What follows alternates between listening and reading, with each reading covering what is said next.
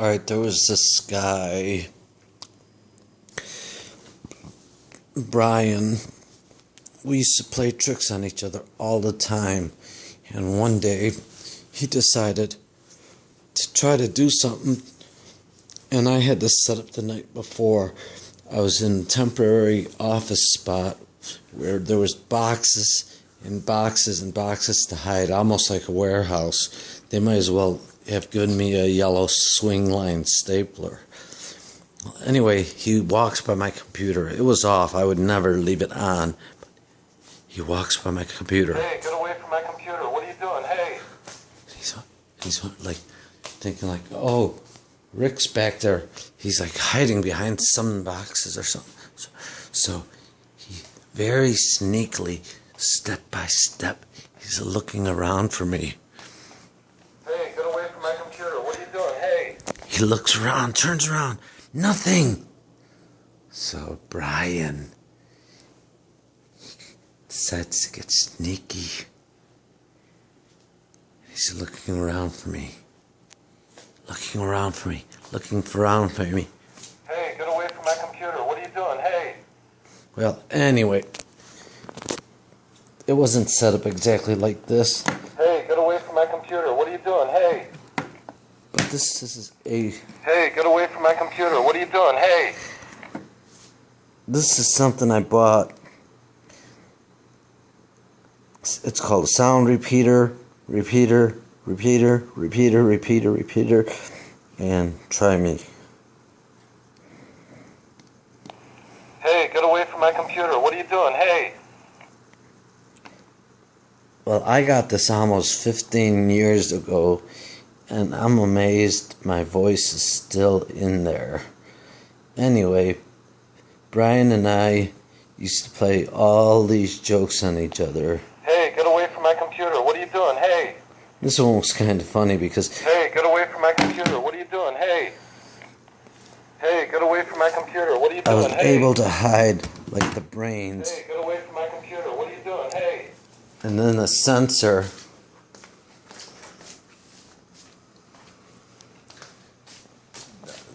You had to position it just right, only because... Hey, get away from my computer. What are you doing? Hey.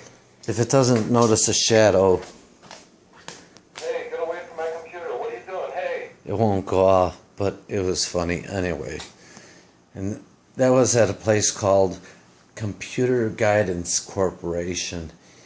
And, you know, now the funny thing is you could say, like, hey, what have you done to my company? Because, you know, just for the heck of it, for the people who used to work there, and a lot of them are not on Facebook, but let me just open up a browser.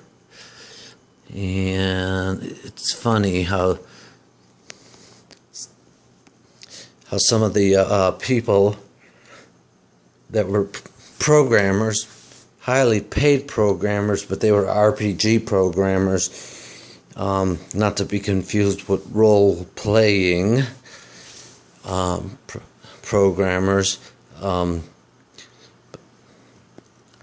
Anyway, I just love, it's not the computer itself. I'm opening two huge tabs. They're known as Google. So anyway, so I know this isn't going to be the best. I can't do tripod for everything. So anyway, I'm just going to type first, computer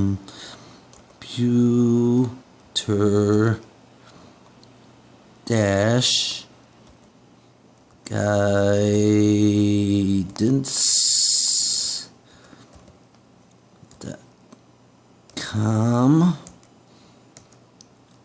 and let me review that. It's funny how I put con, which they were. Well, I won't say that for smart reasons, any kind of con comments. But it was my understanding, from what I heard, or so I've heard, that this company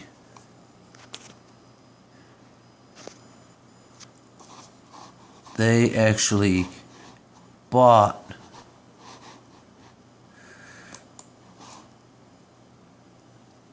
or they borrowed, I should say, the software that small company, IBM, used to sell. They just changed enough code.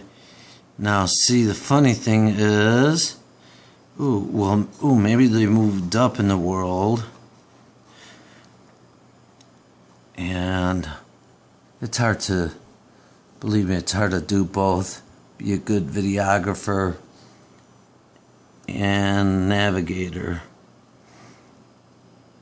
Alright, now, let's see. Now, I guess,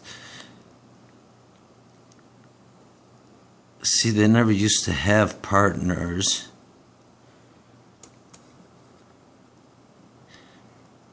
And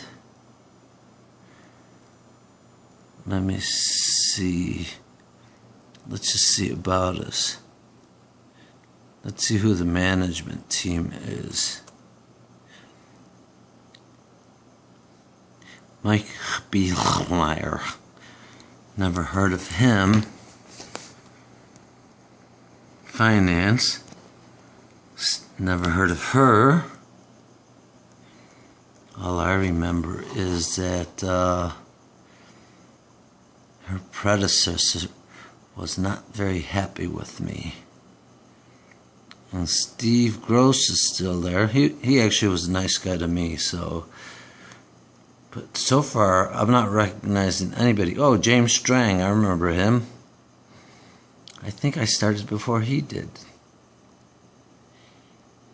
And Penny looks familiar, but I'm not sure if that's her. James Carroll, he was a nice guy. That's all that's on the page. No one stop scrolling, but not a lot of my old colleagues there. Some of them, unfortunately, probably have passed on.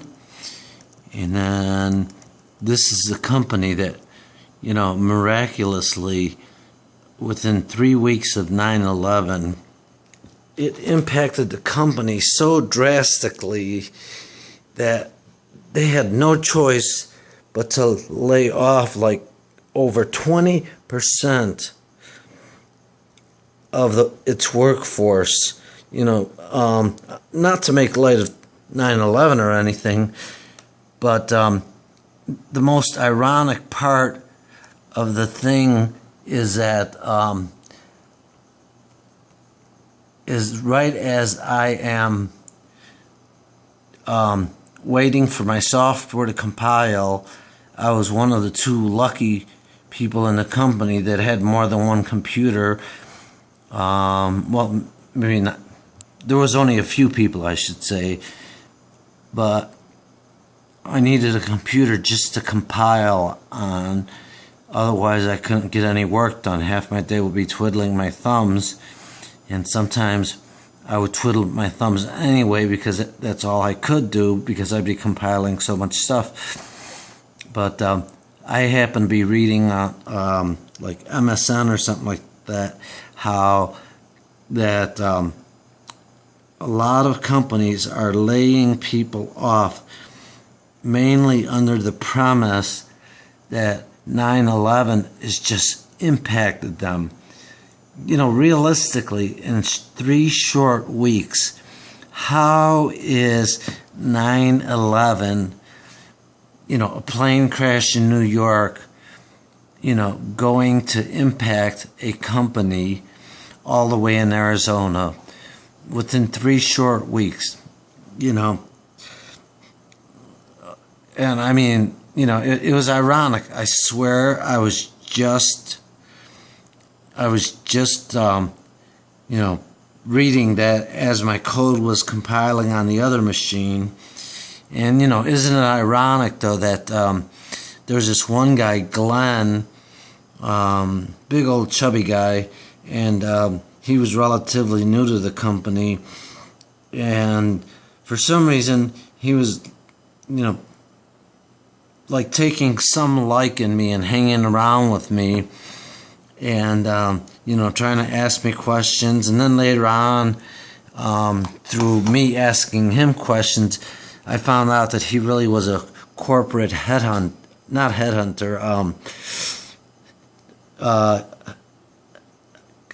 company henchman, where his job was to go around and fire people. And, based on his knowledgeability, he would go around and, basically say, nope, this person needs to go. Because, like one time we were in a conference room just kind of talking away, and he couldn't understand how, like, just say in a bank, how, say, person A opens up Joe Smith and decides to start editing that record, like, say, Joe Smith himself called the bank, and then all of a sudden his wife, who's at home, meanwhile Joe's at work, his wife starts editing that record. I just said, it's easy. All they have to do is whoever got into the record first legitimately, they just put a lock on that record for the second person to be read-only. And then Glenn's arguing with me like, no, well, they could still get to that data. It's like, yeah, but it's locked. It's read-only. And he didn't understand. And so apparently, because, I didn't agree with him and his, basic stupidity, I guess I made his hit list, because, anybody should be able to edit data at any time, willy-nilly, that's why programming is so much fun, that's why everything works so well. To me, I just could not believe that they are hiring a guy with this knowledgeability to go out and fire people. And yes, I was one of them. Well, technically I was laid off, but yeah, it was 9/11's fault. And that's what they were going around telling people. And then they wouldn't even let you back to your desk. And I'll say it on the record, is this was on a Friday. Well, then one day over the weekend, I'm going through the stuff, because I actually gave them a list of all the stuff that was on my desk, because I basically moved in and brought a lot of stuff. A lot of people do that stuff. I know a girl who brought in a piece of the Berlin Wall because she helped tear it down. So she, everybody had personal stuff in their cube. That's what cubicle life is about. Well, anyway, so I'm going through my stuff, and I noticed that my daughter made me this really, really, really, really cool photo album, and she was only 8 or 9 at the time, and it was basically from the day she was born, and pictures every 6 months to every few months till there was about 20-30 pictures, designating her current age. And this one guy, and I know it was Jonathan, and I don't mind mentioning names, I basically said, what I ended up doing when I discovered it was missing is I called up Roger, who was the owner / CEO. I called up my boss. I won't mention his name because he was the only boss that I liked there. I called up the head of HR, and I called up the assistant HR, and there was 1 or 2 other people I called, and I basically said, I told you I wanted to go to empty out my cubicle because now my daughter's photo album is missing, and she made that to me as a birthday present. And I know if you go in Jonathan's cubicle, and I wish I knew his last name, and I'd mention it, because he had all sorts of stuff from all these other employees that had gotten the axe. He had all sorts of stuff from them. And he had a habit of collecting stuff like that. I mean, to me, that was weird. And some of it even bordered right on thievery, like with me, because what ended up happening was, sure, I had a few beers, but sure, I don't have the clearest speaking voice anyway. And so I basically left a message saying that if I don't get that photo album back, I'm going to do something to the company, and it's going to be 100% legal, and it's going to cost you guys a lot of money, and it's going to be 100% legal. And so what do they end up doing? All of a sudden, come Monday morning, I was laid off, so there's a knock on my door. I knew it was a process server, so I didn't answer. Come Tuesday morning, there's a knock on the door. I didn't answer. I knew it was a process server. And then I figured whether I waited till the third or fourth day before I answered the door, because I kind of figured at the very least, every day the process server is coming out to visit me, it's costing them more money, which was part of my goal, because, I basically told them what I'm going to do can cost you in the 6-digit range, and it's going to be perfectly legal. And, that's essentially what I said. I mean, it's almost like I was on a script. And, anyway, so finally I, answer the door, I look at the document, and what is it? It was not a cease and desist letter, one of those letters like where they give husbands like to stay, a restraining order. They gave me a restraining order to stay away from the company, because they thought I was gonna do something. I mean, there was even rumors going around that they saw a black Toyota RAV4 driving around. Like, wow, I guess I must own the only Toyota RAV4 on the planet. And Jackie, who was in HR, she goes to this guy Jeff, like, what do you think Rick's gonna do? And because a letter was sent out to everybody in the company. If Rick tries to contact you, contact us immediately. And Jeff just looks at Jackie and says, well, Rick didn't do anything to me. And which I thought was cool of Jeff. And, most everybody thought it was some kind of a joke. I mean, like, not a joke in the sense that, like, it's a ha-ha joke, but, like, the company's an idiot type of joke. And so anyway, I'm not kidding you, 2 or 3 days after I get that, the letter, the restraining order served to me, FedEx is at my door, and guess what's in there? It's that photo album that my daughter made for me. So I guess I was wrong. Well, anyway, later on by chance, I happened to be talking to a paralegal, and too bad I didn't know it at the time, but they actually broke their own restraining order because some legalese.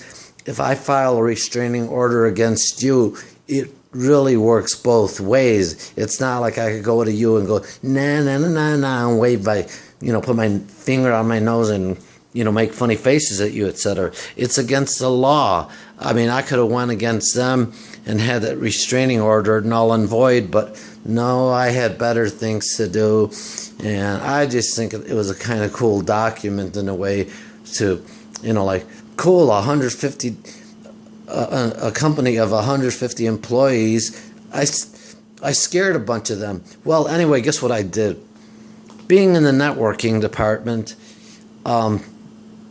I ended up reporting them to the software reporting agency because I knew they were installing a lot of illegal software, and I had firsthand knowledge of it, and I had a lot of knowledgeability of it, because if a boss tells you as an employee, like, to go ahead and put Microsoft Office on all these 10 computers and it's only licensed for one, that you as an employee do not suffer the liability.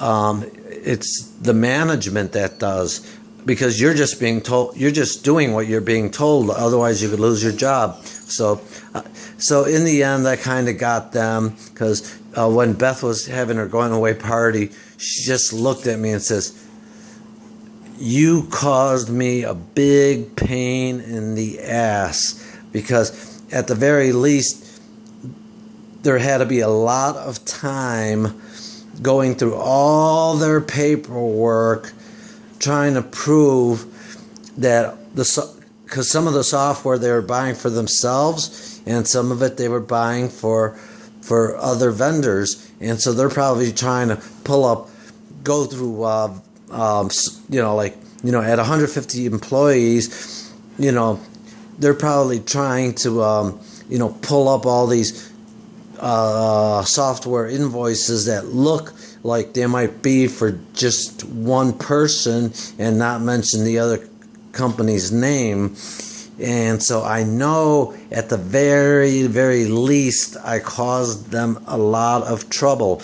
And now here's the funniest damn thing is, if they would have just sent me the photos back, that would have been the end of it. But once they did that restraining order, oh well, it was time for me to get it into action. So there you have it, another enjoyable story, and I gotta run. Bye.